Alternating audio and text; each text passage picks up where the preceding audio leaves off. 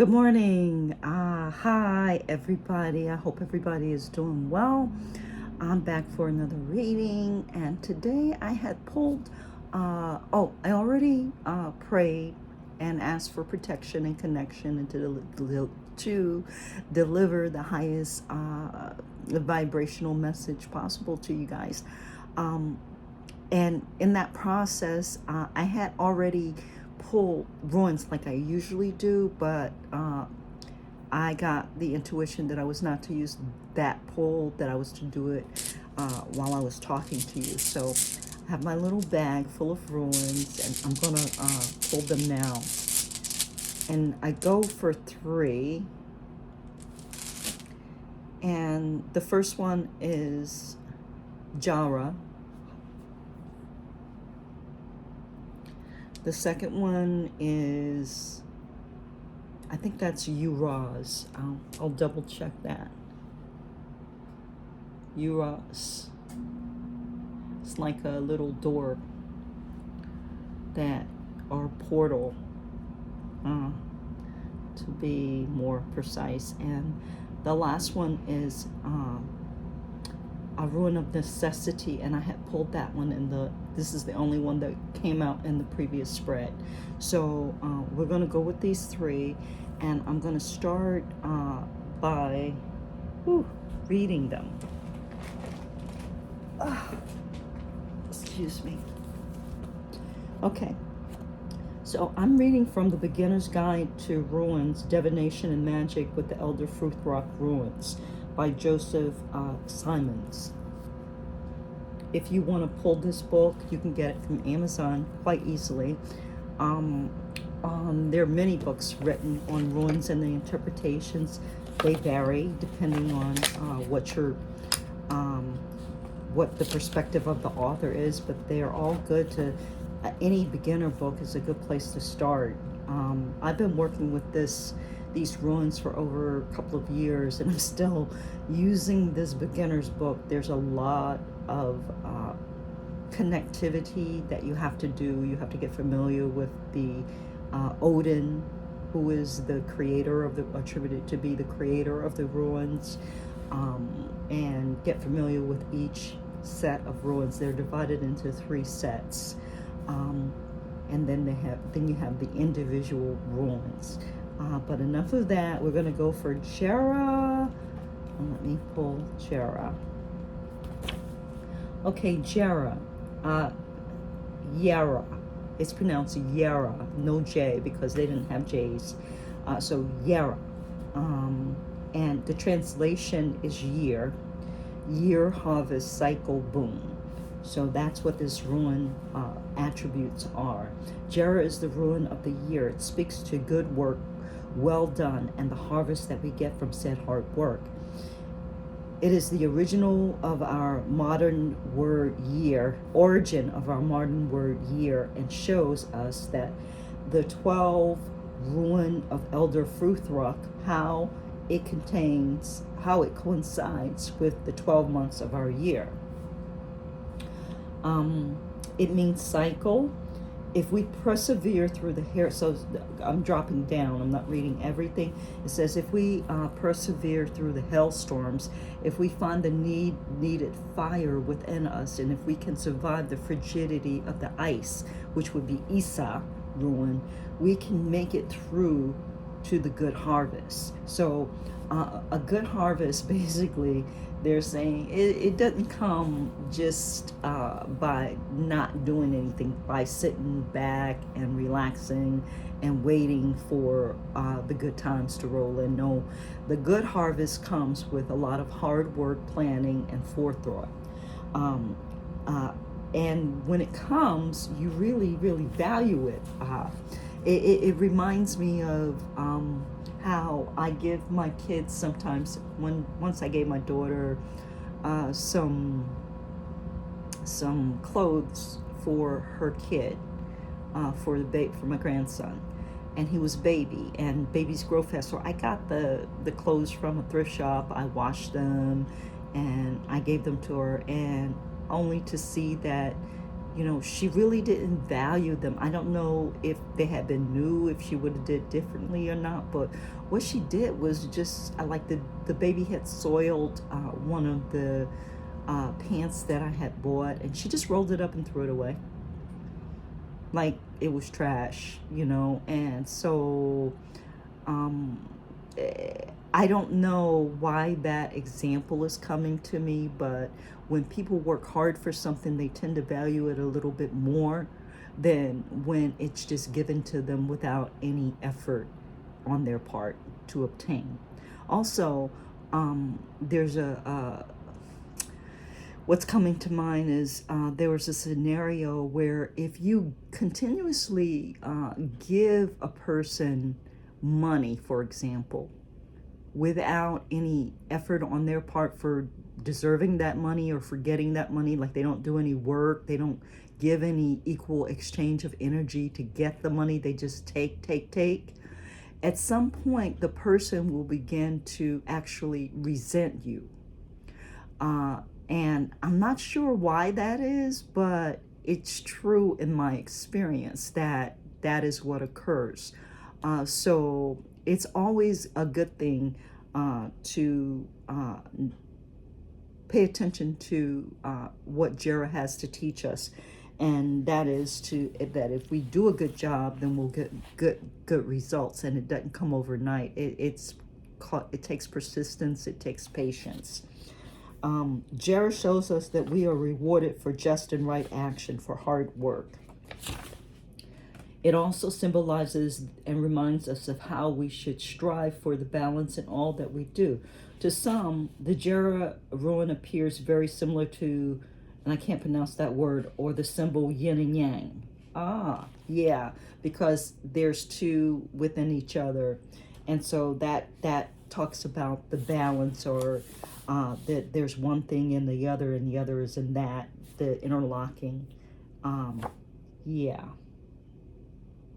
Jera is the ruin of cause and effect. What goes around comes around, which is one of my favorite sayings. When you look at it at that angle, what you do to another or what you wish on another will actually come back to you, because you're putting it out to the universe. And with every action, there's an equal and opposite reaction. So what you wish for yourself should be the same that you wish for others, or just leave it alone, because what you put out will come back, whether it's you're wishing bad on someone else or you're wishing good. It'll come back however you put it out, your intent. So Jera reminds us of what goes around comes around. And a lot of times in society we see, especially in this society, we see a lot of people with resources claiming to know how they could teach you to create resources. But the fact is, you don't know how these people got their resources, and you don't know the ins and outs of what occurred and what made them be where they are. You just know what they're telling you, which is a very superficial level. So don't believe everything you hear. When it comes to people trying to advise you of something, because words are cheap without the action, without the commitment. If you know, it reminds me of men and their rap with women. Like, a lot of men will tell you anything, just to get what they want from a woman or from whomever, but they will profess love. They will say that they have riches that they don't, or that they're about to get some, or make up all kinds of stories. But the fact is, I even had a guy take me and to a trailer, what we call RV sales place, and we toured the RV. So he did that so that he could get me into a vision. He could get me to vision who and what was possible with us. But in fact, I don't know that that man had any money. It was just a vision he was selling. It was a dream. And it would remain a dream until he manifested it as something different, which meaning that he presented and bought an RV for us to go on the road with, you know, or whatever. But it's like Jera speaks to that, so people can, you know, put out whatever they want to put out, and they're going to get back exactly what they put out. It may not be in the same situation, it may not be with the same person, but definitely and always a universal rule is what goes around comes around. So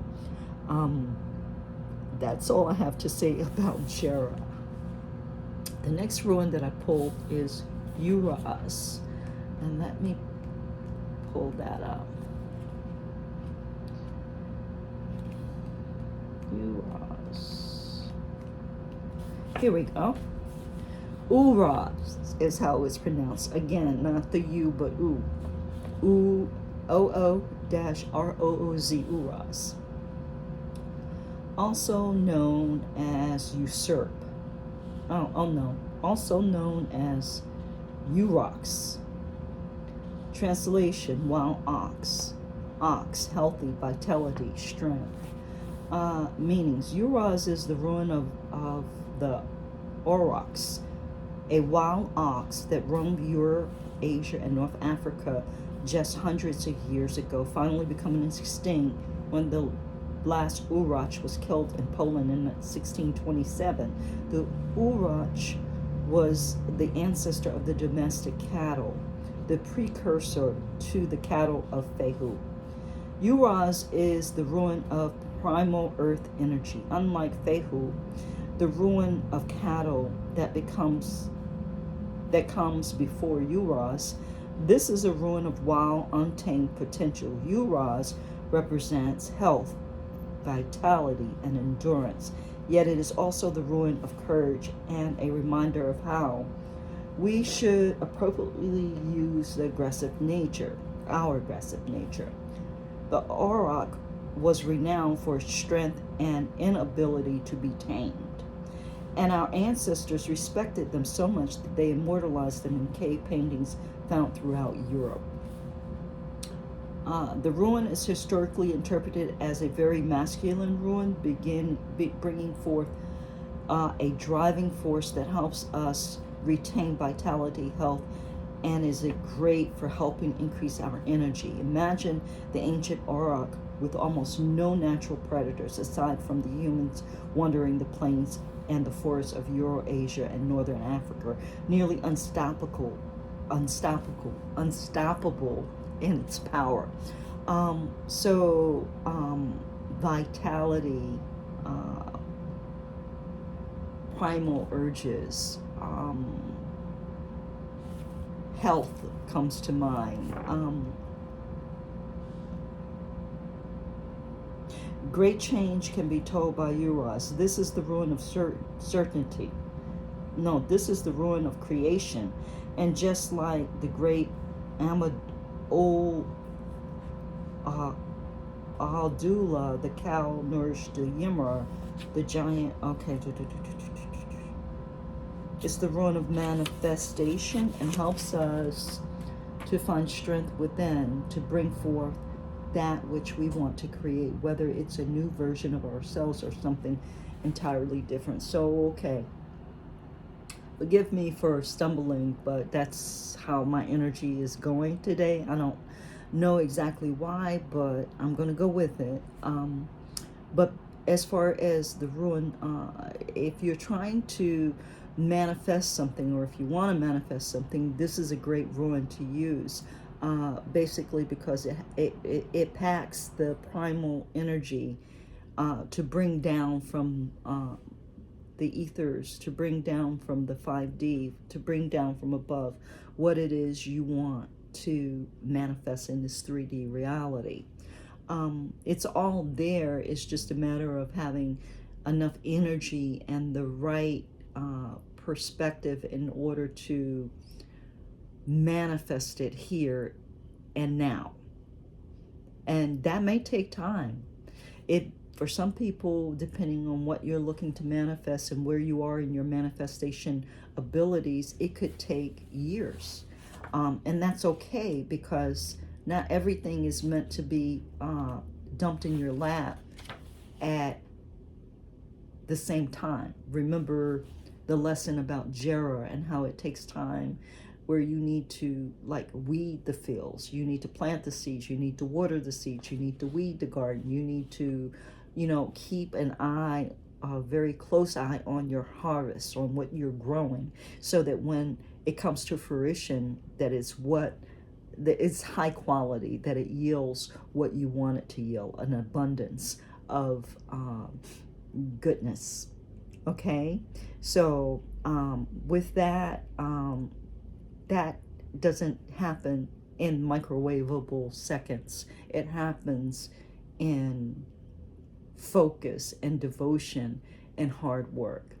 So manifestation is something, it could, depending on what you're looking to manifest, and what you need, and where you are with your connection to your ancestors, manifest immediately. It just depends. So with this reading, the focus is on long, hard work. So I would say, don't expect whatever it is, and I would suspect that whatever it is that you're trying to manifest, or that you're seeking to manifest, is something that is huge. It's not a small thing.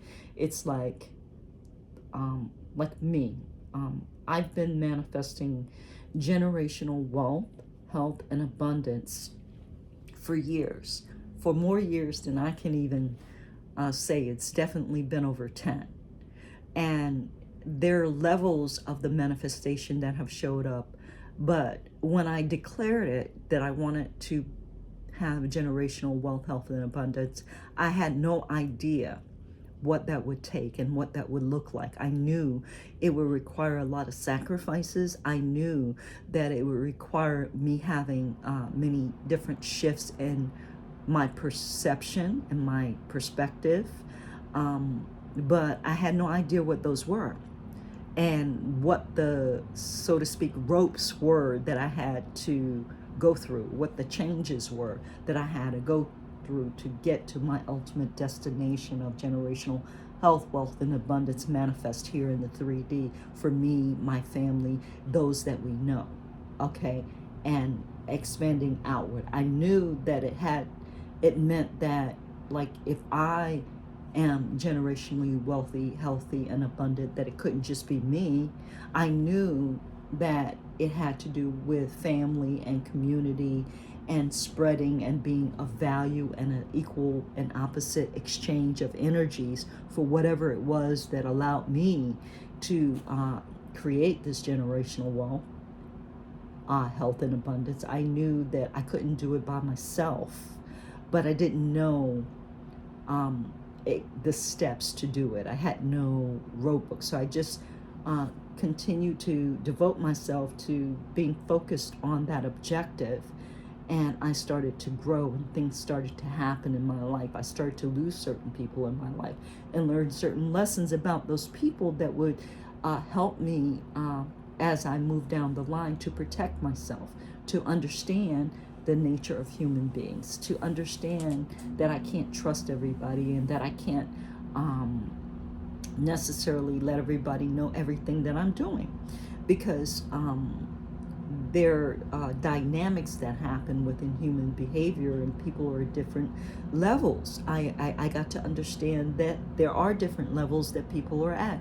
You and your sister, or you and your brother, raised in the same household with the same mother and father, could have completely different experiences of life, and be on completely different levels of consciousness.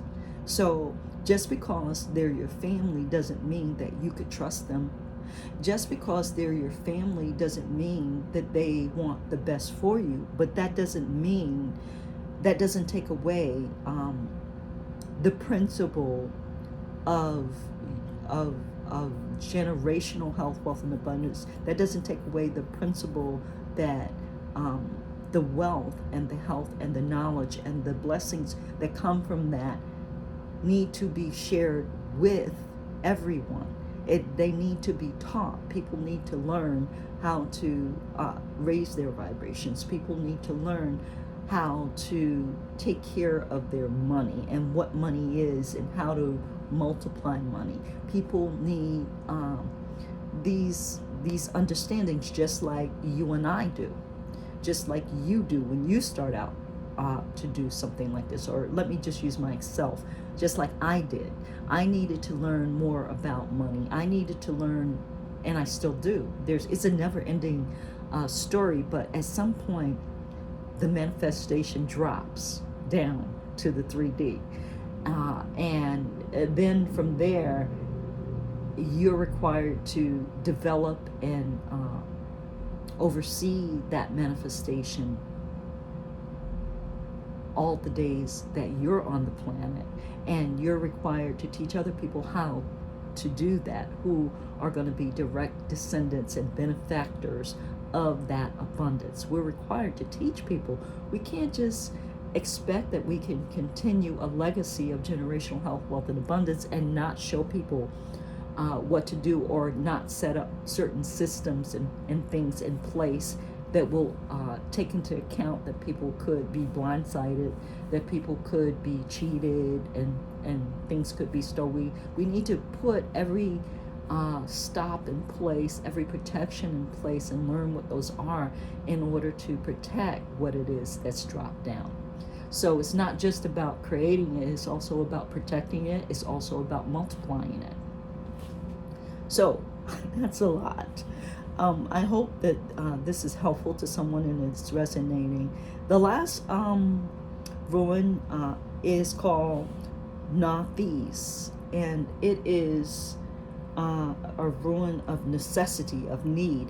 And I've been talking a lot about need already, and so I think that I've said pretty much a lot in terms of where we need to go with the manifestations that we're seeking to create. And what's required is a need, a necessity to put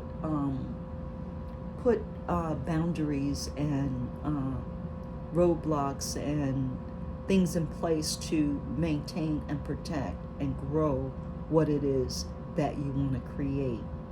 So I think that's pretty good in terms of, let me go back. They're telling me necessity is the mother of invention, is part of what they say here. Plato said that. Necessity is the mother of invention. So, okay, so with what it is that we're manifesting, sometimes the reason we get put into uncomfortable situations is so that we can grow our strength, so that we can become stronger. Like a diamond under pressure, that's the pressure that it's under is what creates the diamond.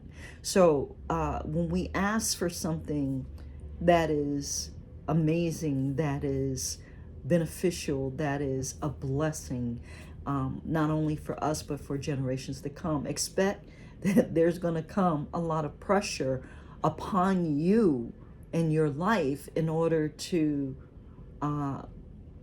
create what it is that you want, in order to pull it into the 3D, in order to manifest it. It's going to require pressure, and that pressure is not just there for the simple manifestation process. It's there or for getting what it is you want from the 5D to the 3D. It's there to teach you lessons about how to take care of what it is that you're manifesting. Okay, and so when you begin, you don't have generational wealth. So what do you have?